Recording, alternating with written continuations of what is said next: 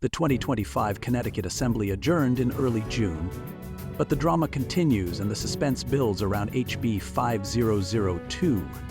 Will Governor Lamont sign or veto this horrendous anti-zoning bill?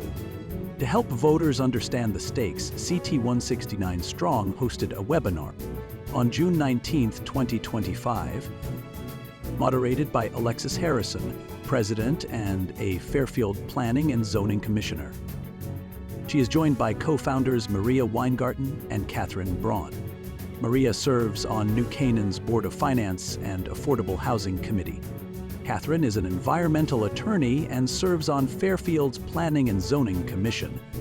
Guest panelists are Carmen Lopez, a retired Superior Court judge from Bridgeport and state representative serving the 149th District of Stamford and Greenwich, Tina Korpis. As the fate of zoning and HB 5002 hangs in the balance. What Governor Lamont decides is anyone's guess. But what it could mean for local zoning, neighborhoods, and communities are the topics covered by CT 169 Strong's panel. Hi, everybody. Alexis Harrison here with CT 169 Strong. It is June 19th. It's Juneteenth. Happy Juneteenth to everybody. It's hard to believe that we're having another webinar and it's already close to July. Why are we here? We're here to discuss HB 5002, which is still awaiting action from Governor Lamont.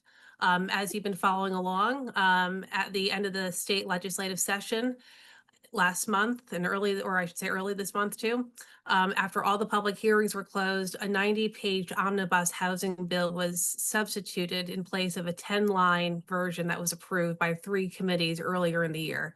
So it consolidated a host of ideas that had been discussed in various forums, but I think to most of us there were a few surprises.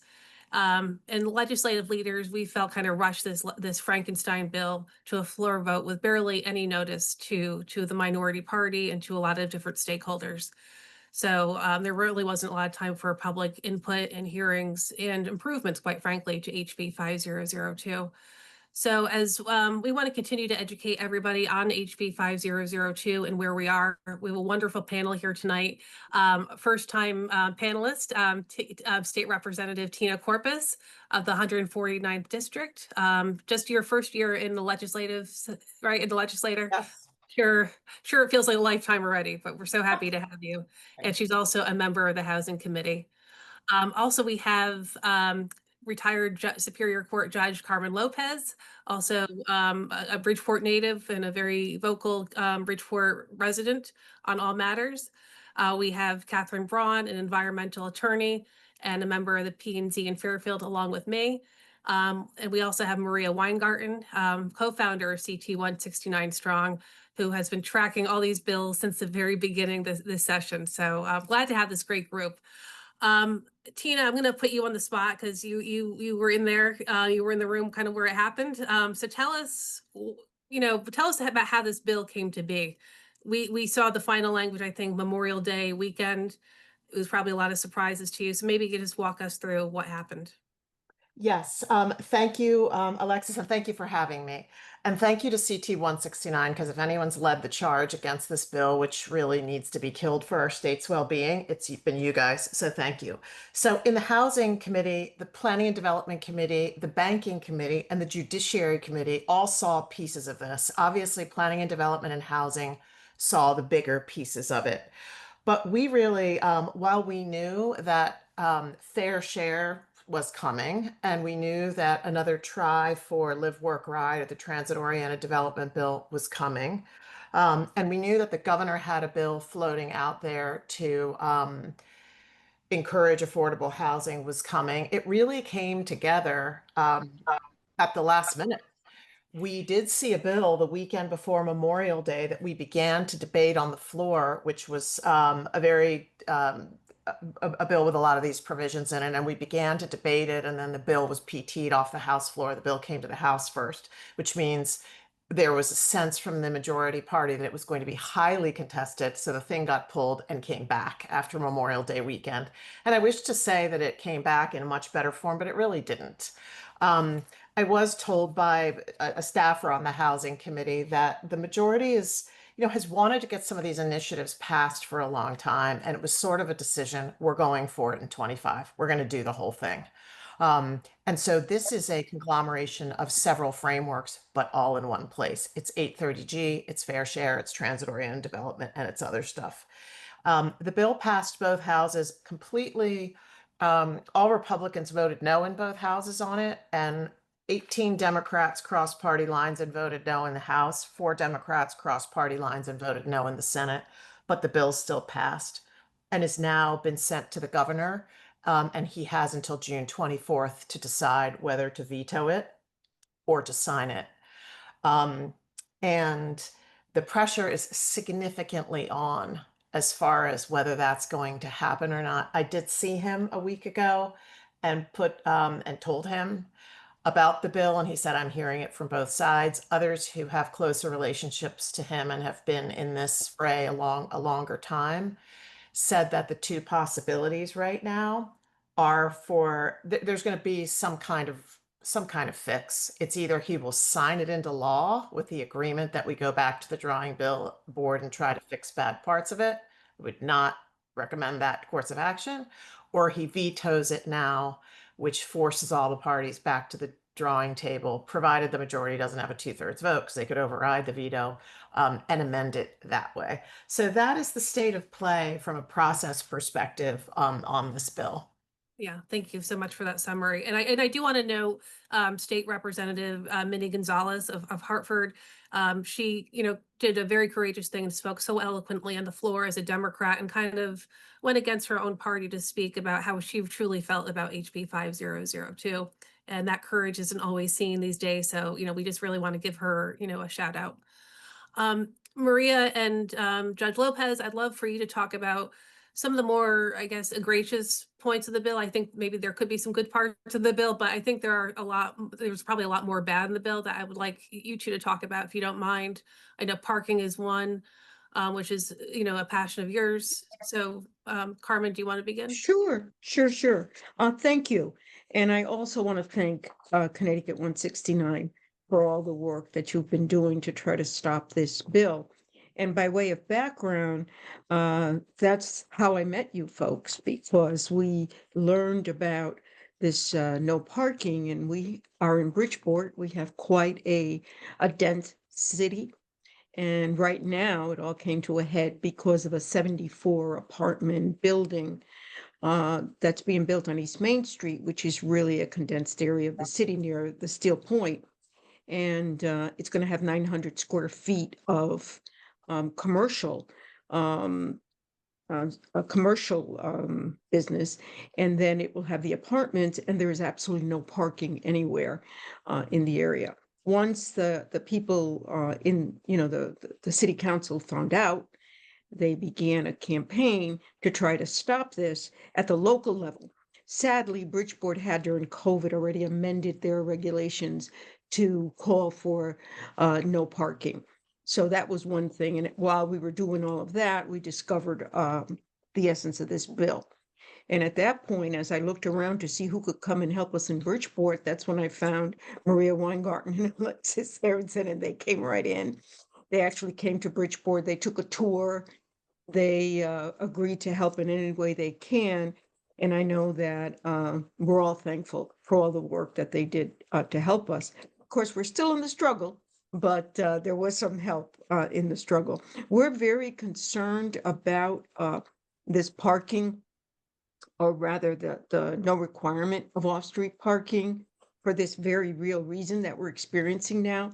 But what was alarming is that the Bridgeport City Council actually wrote a letter to Jason Rojas, the majority leader. Was signed on by almost everyone except I think two persons, and they said Jason Rojas responded, and it was alarming because the response was, you don't seem to understand that this bill does not say that you're not going to be able to require parking in a development. Now, I know all of you know that the language is very clear in the amendments that have been posed, where there is to be no parking requirements. In fact, it clearly says there shall not be any requirements in any of the zoning regulations. There was a little bit of a misunderstanding as I heard the situation from, or rather the remarks made by Rojas, where he said you can always, zoning regulations can always deal with the density on the streets. That doesn't seem to be responsive to the question of no requirements for off-street parking. So at this point, I wouldn't suggest that this bill be passed and amended later on. I think it really needs to be vetoed. And I also think that based on some of the press releases that are coming out from the governor, where I think he uses the word dumb to describe this bill, you might have read that in some of the, I know I read a Connecticut Insider story and the governor said that.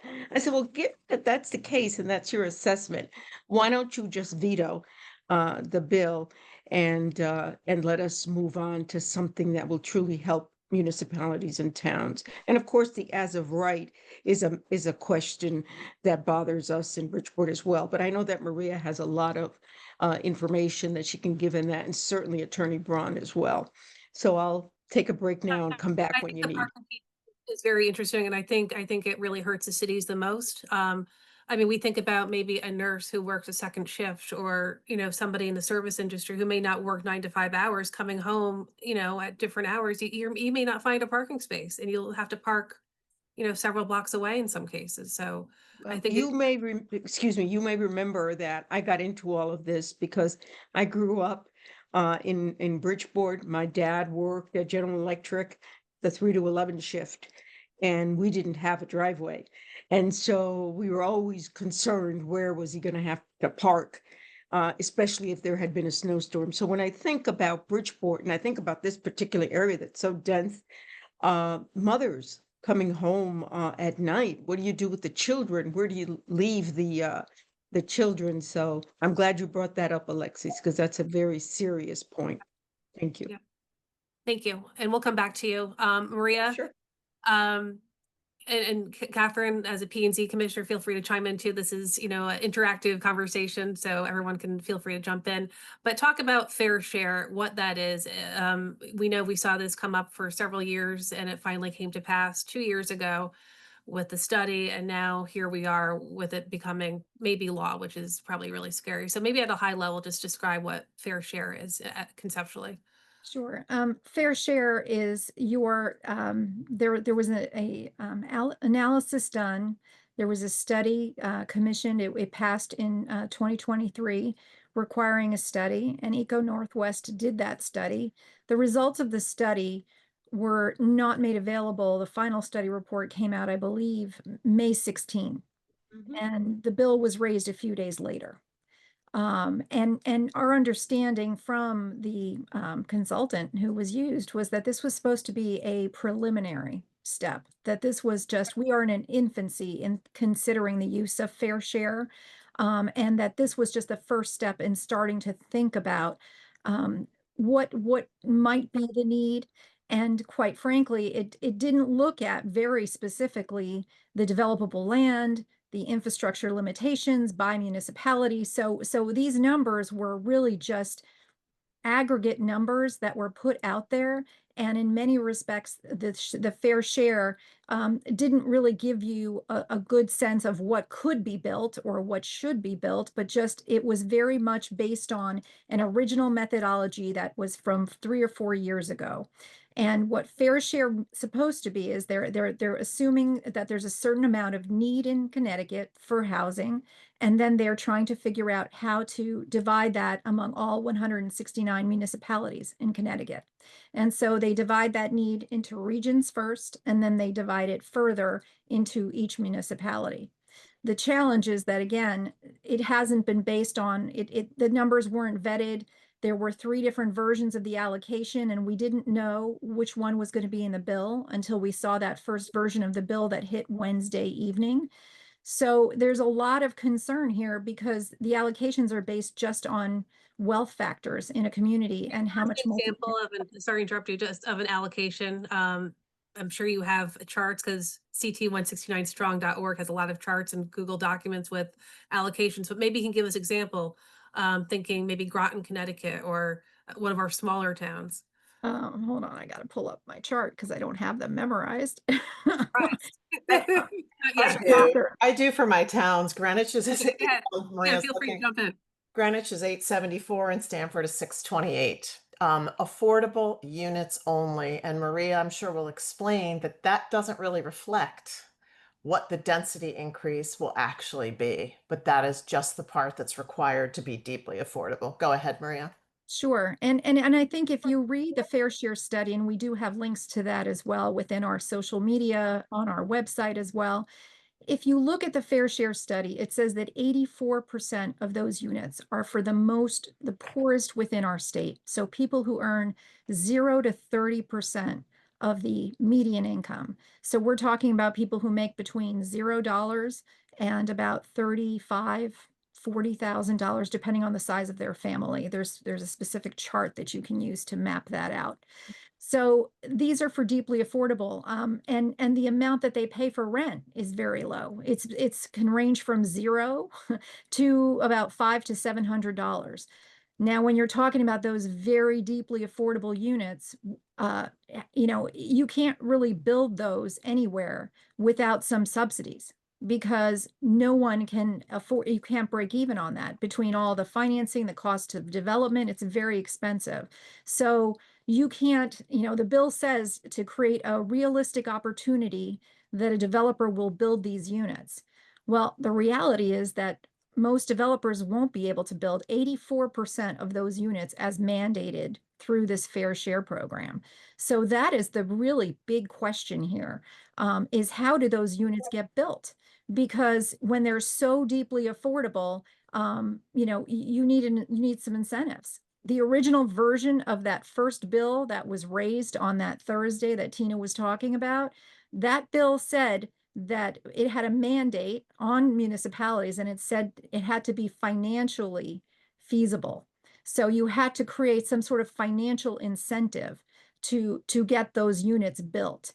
Now that was removed, but I mean, it was removed. So that's could be temporary, right? We've seen this incrementalism approach with all of these bills over the years, where something is one way, and then they move the bar again, and then you have this other mandate that comes in. When you have such deeply affordable that they're telling you to build, and no one is going to be building it, at some point they're going to point the finger at towns and say, it's your fault. It's your fault they're not building it. And that's the danger here, is that it is going to be, if it is in fact made at some point down the road, a financial incentive on all of our municipalities. Westcog, I think, did a study, and they said that they expected that it would be about 25% increase in our local property taxes to try to provide the financing for some of this, should it then fall upon municipalities. So it does set us up. It's very foreboding that, we may be facing a large, over our heads for all of our towns to create all of these units that are just not realistic to be built. Yeah, what's interesting too is you can certainly reform zoning. I know a lot of towns always are, redoing their regulations. They're adding text amendments. I know in Fairfield, we do that quite a bit. But there's also, labor, lumber, lending, and laws when it comes to home construction, and all those play important variables. I know this is similar to in Greenwich, but in Fairfield, we have 1,000 approved apartment units or home units that have not been built yet. They're approved, they're waiting to be built, but there are other variables that, especially with costs, are maybe precluding them from going to the construction phase. So, zoning seems to be the scapegoat in many ways. And What are I your would just add real quick too, that just as a comparison, 830G, there a lot of people have been upset about what's been happening recently with the increases in property values. There's been a lot more 830Gs popping up statewide. But how an 830G works is that for the ability of a developer to be able to override all local zoning, except for health and safety concerns, they can overrule the height, the density, setbacks, all those things. They're able to, as long as they put in 15% at 60% of median income and 15% of the units on their project are at 80% of median income. So again, I'll just refer to fair share is looking at 30% of median income. It's half of that 60%. And we've seen in the past that, 15% of a project, or 30% of a project wouldn't be able to pencil out in a lot of places for many, many years, for decades.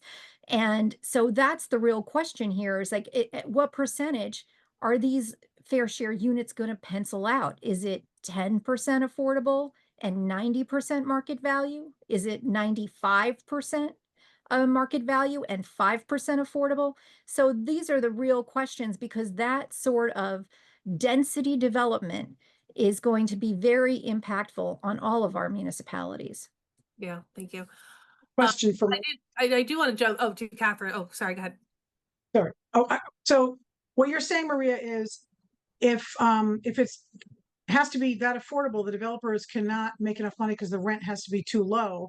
So in order for the town to pass the regulations to make it reasonably able to be done, which is what the bill requires, they would have to have a smaller percentage affordable at that very affordable level, which means, let's say you pick 10% that has to be affordable at 30% median income, which is very low rent.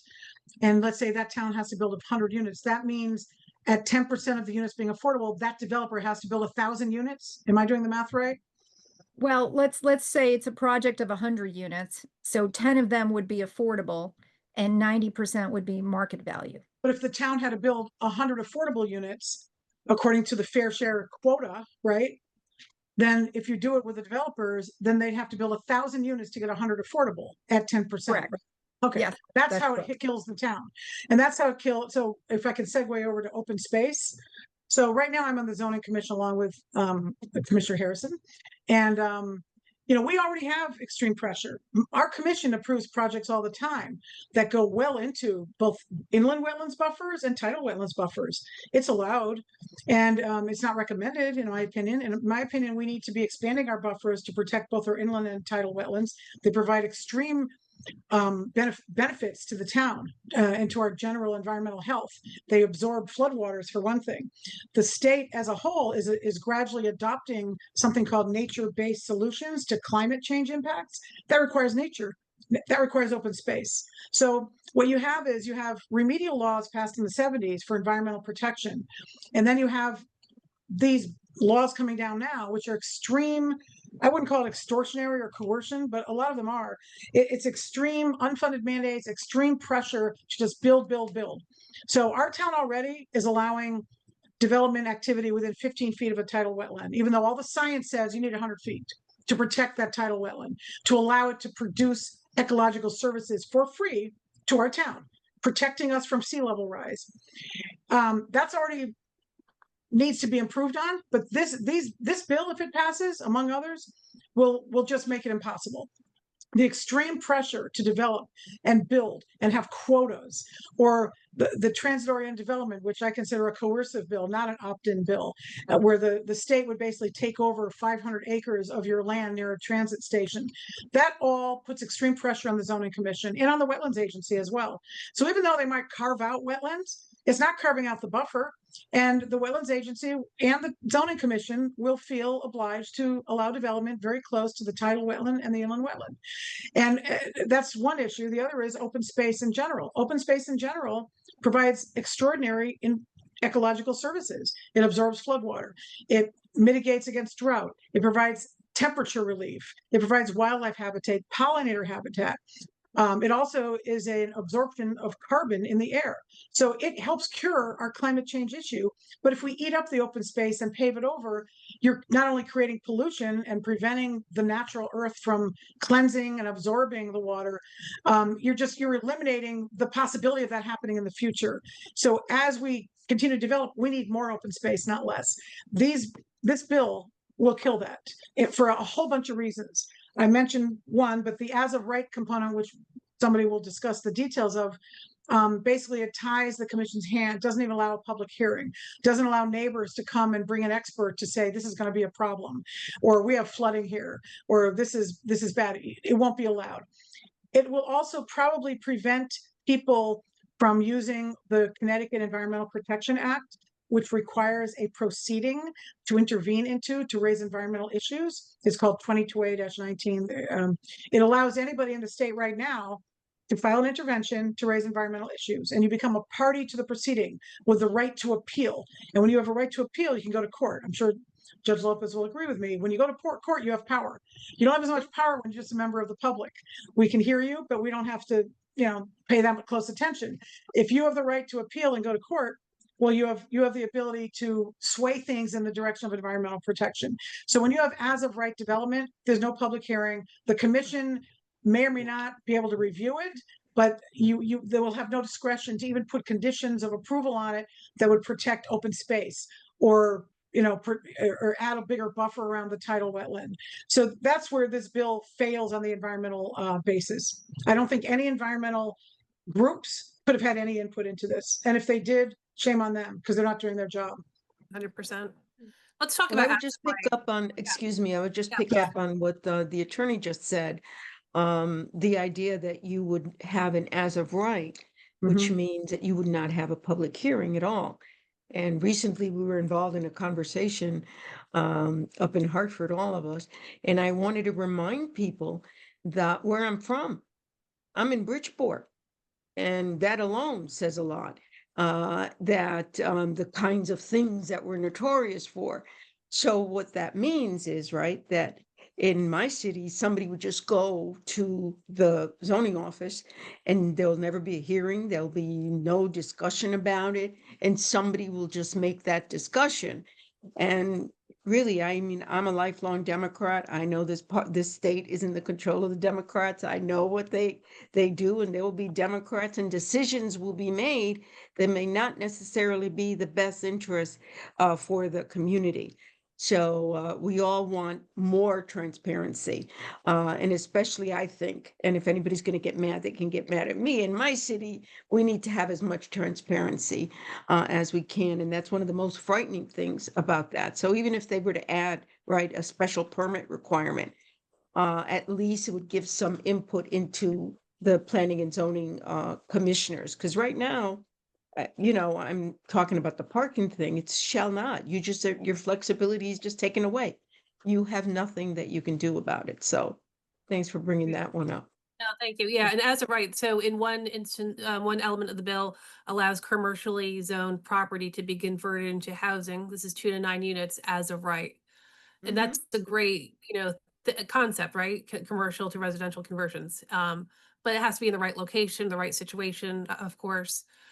We do see standalone buildings that are commercially zoned, but maybe they need to be something else because they're, maybe they've just outlived that need. I just want to talk about the commercially zoned commercial, which allows, the as of right commercially zoned property to be converted into housing as of right. Right. What could that mean to a town center, which is obviously very dependent on, commercial activity and commerce?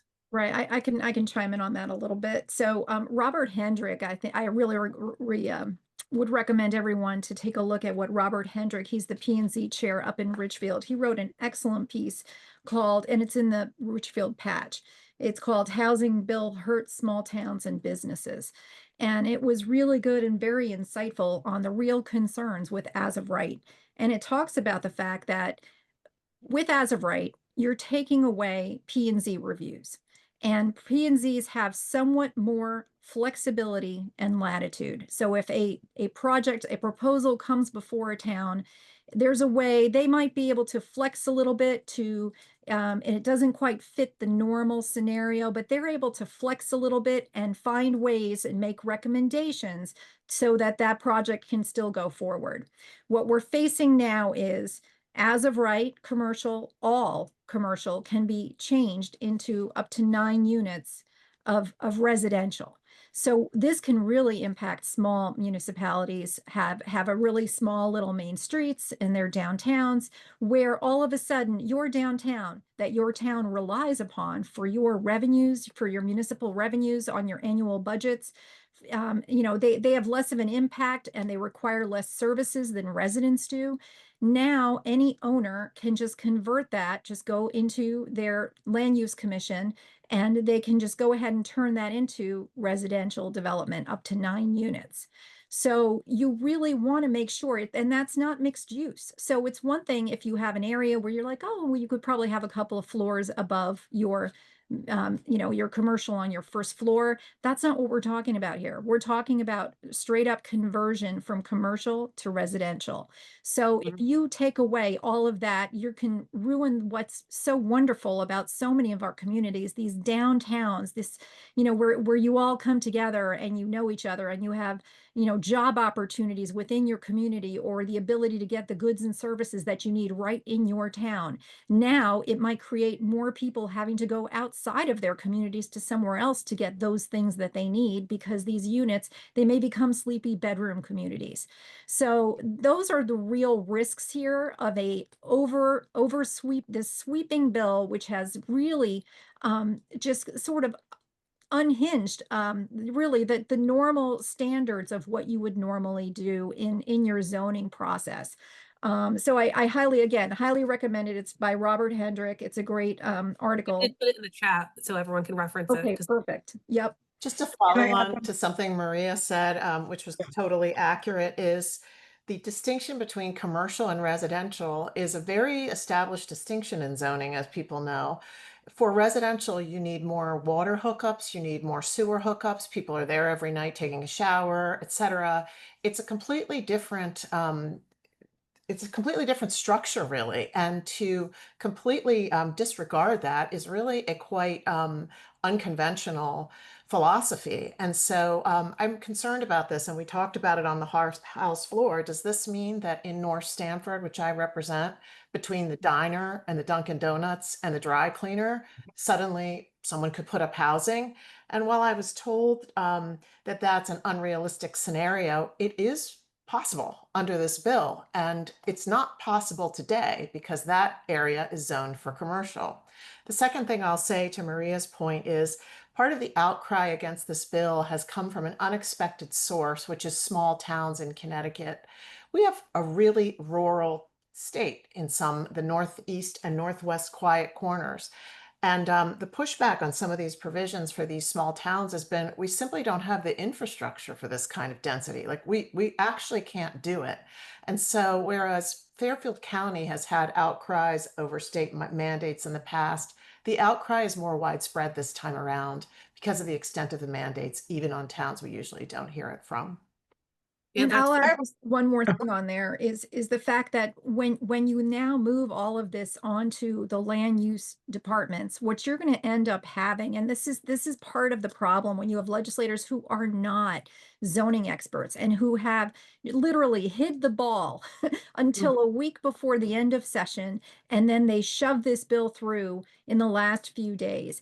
So the issue becomes that now your land use, if you want to maintain and stay within and be true to your plan of conservation and development, all of these towns are going to now have to redo all of their regs to be very prescriptive, very specific. And so that's going to cost money. It's going to take a lot of time and effort by all of these local zoning officials to create all these regulations so that every single scenario might be thought about ahead of time as to who might come forth to try with some sort of a development proposal. And the risk becomes that, you know, if something doesn't quite fit exactly in the box, it's going to get denied because it doesn't fit in the box. So it's much more prescriptive if it's done by a land use department because they have to follow what's exactly written in the regs. And so a place like New York City has thousands of pages of regulation because they are more as of right. And you also need a lot more people to help navigate that process if you want to do development in New York. So you're facing a situation where you may have more costs, you may have more denials of projects, and you also are going to need more staff within your local land use department in order to manage this process now. So these are all factors that don't seem to have been contemplated by the drafters of this legislation in advance. And if they had, maybe they would have found out from all of these zoning officials that they're hearing from now that this is really not workable in the way that it's been presented. Yeah, that's a great point. And also, the outcry is not just zoning officials or zoners on boards or small town for select people. I also heard this week for the first time that emergency management personnel, fire chiefs are quite upset about this. They didn't know about it, but the impact of no parking and other features of this bill could really be a detriment to public safety. So there's really, I think, a lot at stake here if this comes into law. It almost, yeah. Yeah, go ahead. It almost seems as though, not that there's a war on small businesses and environmental resources, but that's the end result. The end result is multifamily housing over all else, without regard to the impact on local commercial activity, local open space preservation. It's done on a central planning basis. You can't do central planning with land use. Land is local. It's inherently local. It can't be moved. Everything you do on land affects what's nearby. It's unique. They're not making any more of it. It has to be local decision-making based on all those impacts, whether it's the town budget, infrastructure, staffing, the need to preserve open space right here. And by the way, Bridgeport needs more, a highly dense community needs to preserve what little they have left. You don't need to pave it over because someone in a state office says, well, this is the area we're going to have transit, so just build wherever you want, wherever you want. So it seems as though the emphasis is totally on multifamily housing. And at some point, there's going to be a glut. I can only imagine. Someone who's in real estate could explain that better. It doesn't make sense. We have some questions from our audience members who've been patiently waiting by. I'm going to go to Barry Michelson, who oversees and leads the Stamford Neighborhood Association. So go ahead, Barry. The floor is yours. Okay. I've been involved in this for over a dozen years, and it's gotten progressively worse. And the real concern, and we could talk about the specifics, this is an agenda that certain individuals have been pursuing to eviscerate zoning. And we can talk about, and they're just getting worse. The problem is the individuals. Catherine hit the point. These people don't understand zoning. I don't even think they want to understand zoning. When you can propose putting in a project without benefit of any kind of evaluation of sanitary sewage process, and distinctly mention that as a criteria for not approving a project, you know these people aren't serious, and this is destroying our state. It really, really is. And I think there's got to be a much more aggressive campaign. Maria did an excellent job going through the specifics of this. The judges, Tina fought very, very hard on this. The problem is that there's a cadre of individuals. They don't care about zoning, they don't care about Fairfield County. I don't even think they care about the rural parts of our community. And we've really got to identify these individuals. It sounds very hard, and maybe I sound very cold, but I've been involved in a very, very long time on this.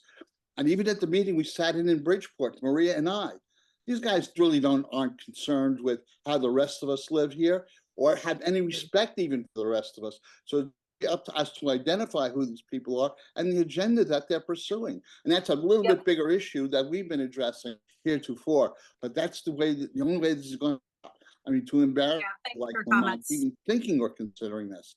I mean, Tina has been on the front line of this.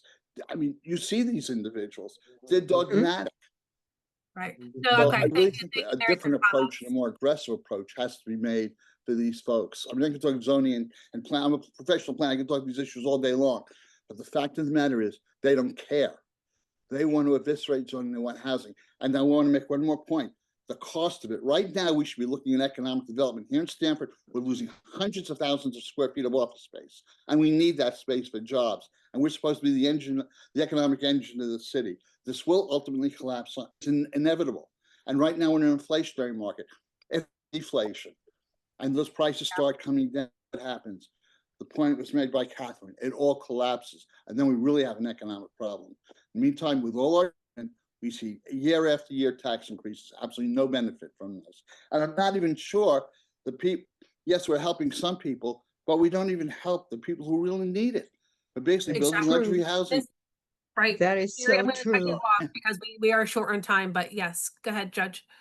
Well, I just wanted to say that he's so right.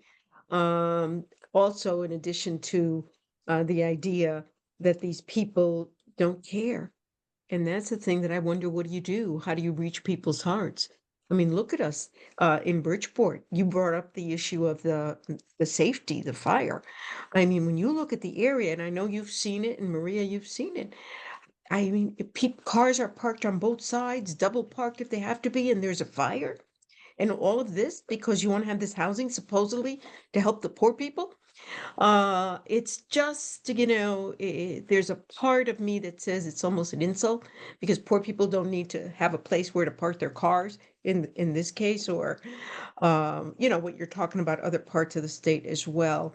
I just wish that we could identify these people and call them out like Barry just asked us to do, and see if we can have even a campaign to have some shame, but then there's very little shame left.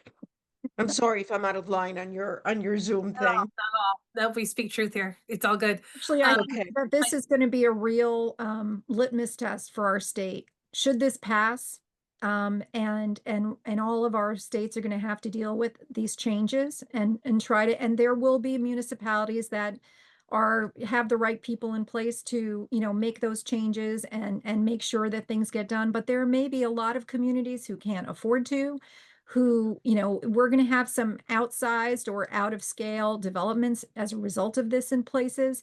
And little by little, it's going to change these communities. And we can look back, and we'll look back at this date and this bill and say, this is what did that. So I think every year there's an opportunity, both local and then on a more statewide level, to figure out who actually represents our municipalities. And we should always remember that there's over $1 million spent annually by developer advocates who are there to advocate for developer interests against our residents and against our municipalities. And the one voice that's not been in this conversation is the one that we've been fighting for, and those are the local municipal leaders, the local land use experts and P&Z chairs, and all of these other people who know what works and what doesn't work for their communities. And we've been asking for 5 years to bring these people to the table. And that's the one thing that has still not happened. And I would like to call on Governor Lamont to veto this bill and to actually look forward and say, you know what, I'll have a task force set up that's under the governor, and that he puts forth and brings all the right people together, because we're really not going to help the affordability, address the affordability in the right way, because so much of this bill is just about developer handouts, like the parking, which is just Marie, you bring up a great point. yeah. Yeah, I do want to go, I'm sorry to interrupt you, but I just want to be conscious of our time tonight. So if someone in our audience has a question about Governor Lamont, because we are awaiting his action, I think the deadline is coming up early next week, we hear. Assuming June Governor 24th. Lamont holds his nose and signs it and lets it go forward, how can it be fixed? How can it be fixed? Maybe State Rep Corpus, you want to talk about that? Can it be fixed? I mean, to me, it seems like there are only two choices: veto it or sign it. There is no fix. So tell me about that. Well, it can always be fixed. Livy Florin, who held my seat for 20 years before me, said, in the legislature, we spend 30% of our time fixing something we did the prior legislative session. So laws can be fixed. So things that don't work can be retracted. To me, looking at this bill, the things that I personally think the things that are going to hit first and become problems and sore points fast are the parking. No requirements for any parking for under 24 units. That could be, a bad thing very quickly. And I think pressure would come on that very quickly. And the as of right conversion of commercially zoned properties into middle housing of 9 units and below. Those two things to me are going to be sore points, I think, right away. The fair share framework and the transit-oriented development framework, those roll out over time. So what can be done in the interim? The fair share percentages were not published in the bill, which was another lack of transparency problem, I thought. the study could be reworked and the study could determine that those numbers are too high. We already saw it knocked down in this legislative session from the big numbers down to the 25% numbers. We could knock it down to lower numbers than that. That has a little bit more time to be fixed. The other things in this bill, like the transit-oriented development districts, towns don't have to opt in on that. And they will be deprioritized for funding if they don't opt in. So what could happen over time is the towns that are deprioritized could, become up in arms, and there could become pressure from those towns to get rid of that. So the way I see it is that you can always fix this. The legislature can repeal a law that it enacted before. I would like to see the momentum on the side of fixing it without this thing in place, because there is an inertia factor once something is in place. And I would just add that the fair share, while there is a rollout of when you would have to rezone, there is a deadline of 6 months. So by January 1 of 2026, if you're going to come up with an alternative number for your fair share, you have to have it by that date and submitted to the roundtable, the majority leaders roundtable, and then they will be the ones to decide whether your fair share is okay or not. And then it goes back to the housing committee to approve it, and then it goes to the full legislature to approve it. But 6 months is too tight a time frame. When you have to do an analysis of all of your land to figure out what's the developable land, what all the, it's a huge project. And there was money that was given to the COGS. Those are the regional governments that oversee an area, geographic areas, because we don't have regional government here in Connecticut. And so they were given some funding resources within this bill to do some of this study work. But the problem is, again, the deadline is way too tight to do a proper review to really understand what would need to be done to pull off a fair share and what's a truly realistic number, because we know that these allocations that were in there, they were not realistic. They were literally built on just wealth factor, had nothing to do with access to jobs or transit or any other common sense version. And actually, and if you do read the bill, there is a third, there's an alternative alternative B. Alternative B was the one that they had some technical experts that were part of the study. And they're the ones who said, well, let's look at job access. Let's look at the amount of development that's been occurring, affordable development, and look at some of these other factors to determine how much affordability exists. And then let's use those factors to set a better allocation. But again, we don't agree with that 120,000 units as the need, because again, the philosophy is that those who are cost burdened over 30%, and they're living somewhere. So let's just be clear, they're living somewhere. And so the idea that you should build 120,000 new units just because people are living somewhere and they should have affordable housing makes no sense whatsoever. Our homeless is about 4,000, and so that number is off. And I think even within the study, there was some reference to about a 30,000 number overall, instead of that 120 number. So I think there's a lot of work that has to be done, bottom line, and that this is not the way to move forward. And again, that's my concern is if you don't veto this, there are deadlines. And the other part of it is the as of right. If that as of right is triggered, you're going to have to, it takes a long time. I think zoners would tell you it takes quite a long time to be detailed, to write all the code that you want to write, to make sure that desk approvals can happen properly. So the thought that we're going to just wait and see and how these things are going to be amended down the road doesn't make sense. And costs are going to be audience members, but incurred. Yeah, absolutely agree. And I hate to cut you off. Go for it. I talk a lot. We have another question from the audience. I just want to make sure I'm getting this correctly.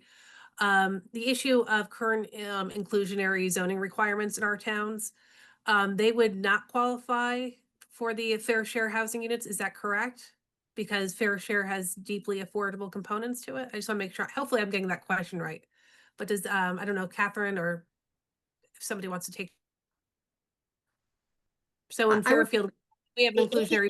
4% are at that lowest level, there is like a 1% to 3%. I think there's maybe 4% in total of your allocation that isn't in that, that very deeply affordable. So 84% is the lowest affordability, 0 to 30%, and then it's another 12% that goes from 31 to 60%.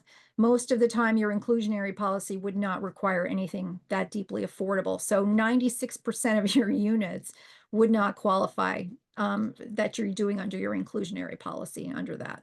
Great, thank you. All right, another question. What would a housing bill look like that would actually help towns and cities create and encourage more affordable housing in their communities? And I think this is a good point because I actually, throughout all the deliberations, I've seen it always appears that towns are not doing enough or taking responsibility to build affordable housing, a diversity of housing. And I strongly disagree with that notion. But that aside, I guess what is the bill that would allow, not punish towns for creating more affordable housing? I'll take a Feel- stab at this one. And it's an excellent question, and I'm glad the person asked it because, as Maria said, you see different numbers on what is our housing deficiency in Connecticut. Say it's 90,000 people, which is the low end of what I've heard. If we have 4,000 homeless people, that means that 86,000 people are living somewhere that they can't afford.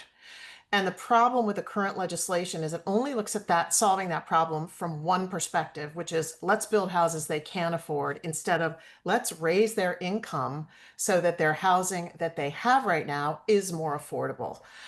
So I think a housing bill which would work better would be a more holistic approach to attracting opportunity to the state of Connecticut.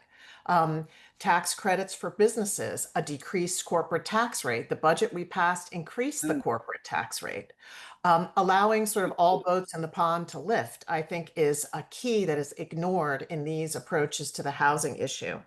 And then I think partnerships with the towns to incentivize them to build. In Greenwich, we have Greenwich Communities, which is fully public housing, which has increased by a significant percentage in the last several years. And it's completely affordable. Every unit is affordable. It's completely integrated into the community. It's exactly the kind of housing we need. So if the state wants to put attention on building affordable housing, it should go for the most efficient build, which is 100% affordable. We also have to make decisions at the local level. I know in my district, the local town vetoed putting a significant amount of money into increasing that affordable housing. So towns have to make decisions at the local level also, which prioritize these projects, because I don't think everyone wants everyone in the state to have an affordable place to live. It's not a lack of desire or an exclusionary or other bad motives that are causing this issue.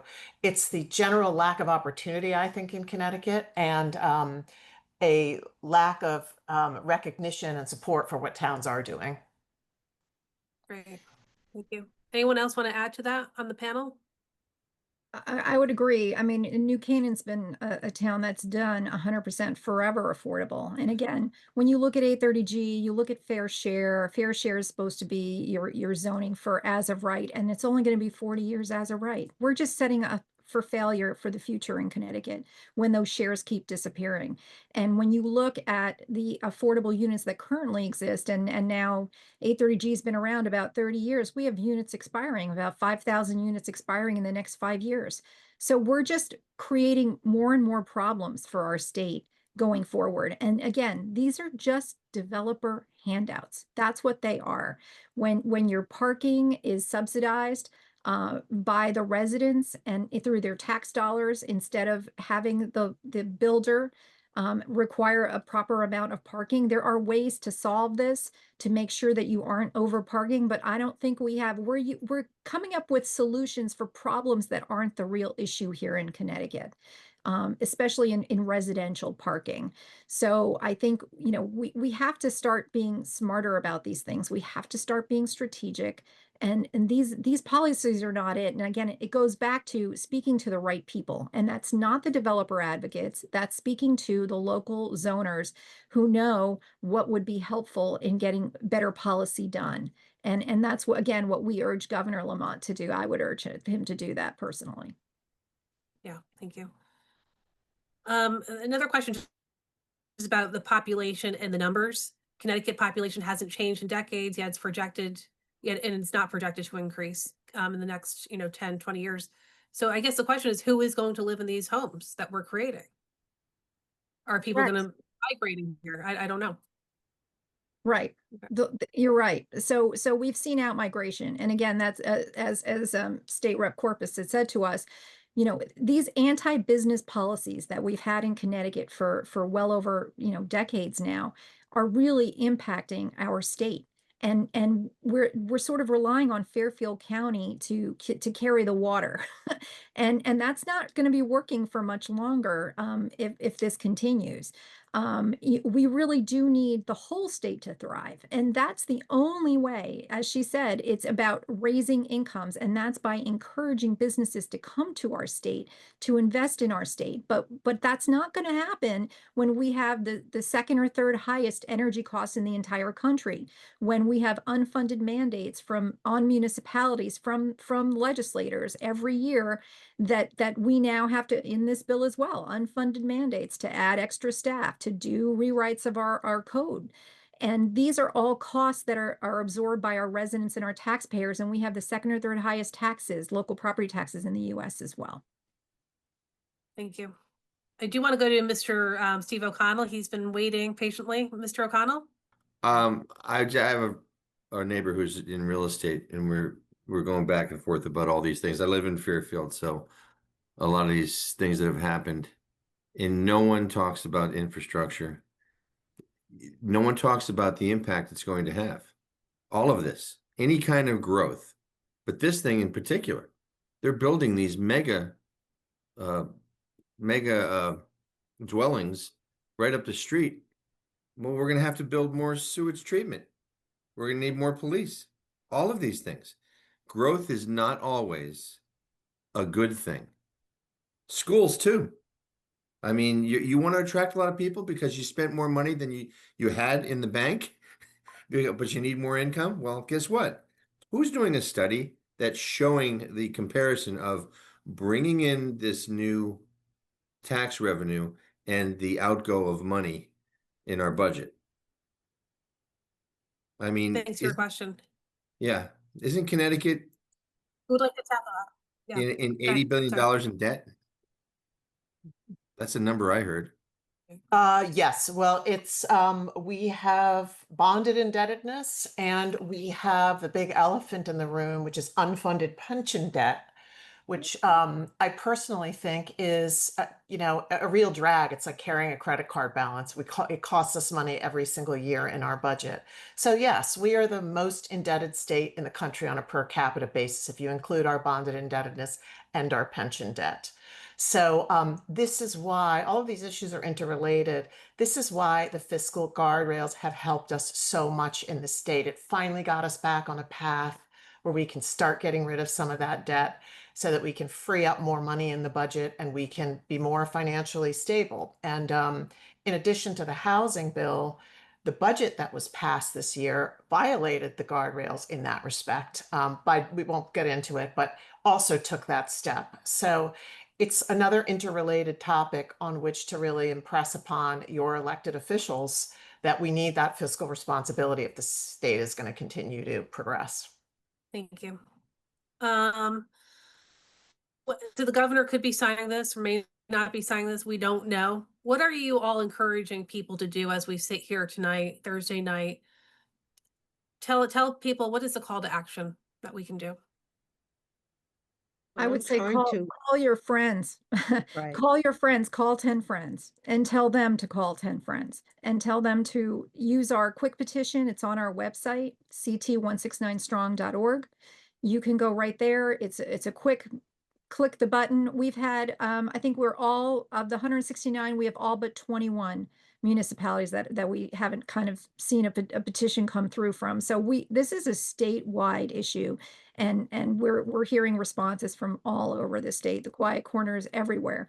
So we encourage everybody to do that. We encourage you to call Lamont's office. It did feel a little discouraging when I called and I said I'm calling to asking the governor to veto the bill, and they said okay, thank you, and I said, well, are you going to take my name? And it seemed like they didn't need my name, so I don't know. It's a little frustrating to me. I've heard that from other people that they called, they didn't even have the person receiving the call didn't even ask for names or hometown, which is a little odd. So I think the word of mouth, because unfortunately, when I read a lot of the articles that are out there, they're not talking about the real issues, and they're giving us a hard time. They're throwing shade at us, but at the end of the day, we're the ones who are saying, here, look at this line, and here's the bill, here's the study, and we're just telling everybody, read the bill, please, and focus on that, because if you did, then you wouldn't have supported it. And I'm gonna be. I would agree with that, and to also contact your legislators, because even if the governor signs it, it's going to be in the context of some deal. There's some deal to go back to the drawing board and fix parts of it. And while people did vote no on the bill, who probably did so because they made a deal with their party that they could cross party lines on this one issue, there are amendments which came out. There are ways to make it better. And so long story short is it's the governor is the pressure point now, but your state legislators also are, because there will be some opportunity to make amendments to this, and they need to know how strongly you feel. It makes an enormous impression on me when I receive the volume. I knew this was an issue, but for people that it makes an enormous difference when people reach out. I do actually have one more question, because someone did ask me this earlier. I did forget to ask it. 830G, obviously a big issue here in Fairfield County, our affordable housing law, and elsewhere in the state. How does Fair Share interact with 830G? And do we know that? I know there are a lot of redundancies and contradictions with the bill. So can someone quickly answer that? Kathy, I know that you've been studying 830G for a long time. There you go. If Fair Share requires 30% and 830G requires 60 to 8% median income, Marie, you have to answer that question. How does that intersect? There's no resolving 830G in this. There's no reform. 830G everybody hates because the zoning commission's hands are tied. We can't follow our own regulations that we passed for setback, height, coverage, density, parking, but at least there's a public hearing. And so there's some ability to have people present evidence, but I think Fair Share imposes us to have to change our regulations way beyond that. So I think 830G would stay out there as long as the town doesn't have 10% of their housing stock as affordable, but Fair Share is a little bit different, right, Maria? It is. And those units, again, it's not as deeply affordable at 60 and 80%. There's only about 4% that's over that number of all of your allocation. So again, it's hard to see how this all comes together. And we have a spreadsheet that let me see if I can do this. That shows all of the different programs and the overlap and the redundancy that's created by this bill, which again is why we would suggest vetoing it and coming up with a better way of doing this to make sense. I think if you went back and looked at the Majority Leaders Roundtable from 2 years ago, there were discussions about what did CHFA, which is the Connecticut Financing Authority, and the Department of Housing, and what they had suggested to the majority leader was to have less programs and offer more flexibility. This is the exact opposite of that. And so many times when I keep looking at this, I'm like, we're just doing the exact opposite of what was suggested, even by the people who are involved with the financing of these things and trying to get affordable developed. And so I just worry about the highly prescriptive differing requirements on work, live, ride, transit communities versus what's on Fair Share versus all of these. It's an 830G, and it creates a maze that is not easy to be unpacked by any municipality. Anybody want to add anything more? I want to add something about Bridgeport for Judge Lopez. So Bridgeport is now, I believe, exempt from 830G because 10% of their housing stock is classified as affordable according to the definition. But I believe Fair Share would impose a quota to build more affordable housing. Is that true, Maria? Is that accurate though? Because we have a federal, we exceed the federal poverty level. We're at Mhm. 22%, like Hartford's 25. And at Mhm. least as I understand it, municipalities that are in that category would be exempt from that fair share. Isn't that right, Maria? Well, there's a post on our Facebook page about this because this is actually an internal error within the bill. Again, this is a bill drafted in haste, kept in the darkness, and nobody really vetted it well. If you look at the alternative A, the actual bill refers to the fair shares you're going to use are alternative A. Alternative A gives a fair share to these 5 municipalities that have poverty levels over 20%. It does. Now, does that mean that you get to ignore it? Probably, possibly, I don't know. You can redo your fair share, again, on that tight timeline, and you could say we have a poverty level.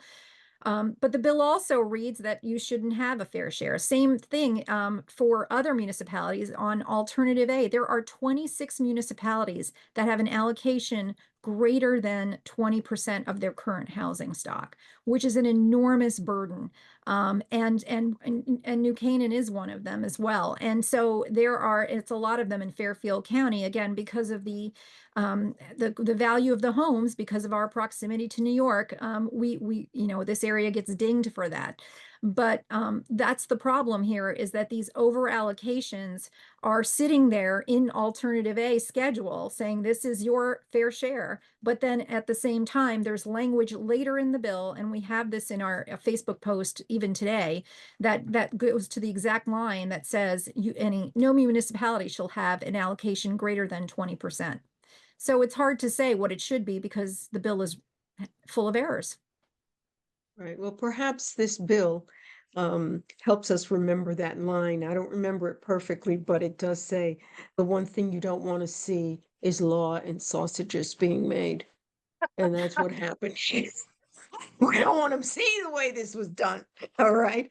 So I don't mean to be disrespectful, but that's what's happening here. Look at those inconsistency. Look at what they did even when they came back and added that section 3 on the parking. All right. That doesn't make sense either, where they're saying, okay, maybe if it's 24 units, less than 24 units, you don't need parking. But if it's more than 24 units, you have to do an assessment for the parking needs. All right. Hello. What is that? What's the difference? And then they make a great point. That policy exists nowhere in the United States. Nowhere in the United States is there a statewide policy that you cannot have a minimum parking requirement, because it doesn't work.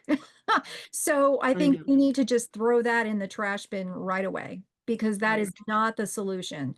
And the assumption, it's just such an inaccurate assumption that developers are going to do the right thing 100% of the time and not try to cut a corner to make sure that their numbers are profitable and work out.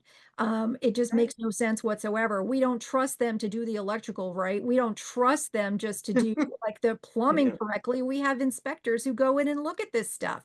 You want to get this right the first time, and that's about protecting our residents of our state and making sure that things are done properly. So this is just part of that process. And again, it has us shaking our heads like, how could you pass this bill? It makes no sense. Like, did anybody read it? Yeah.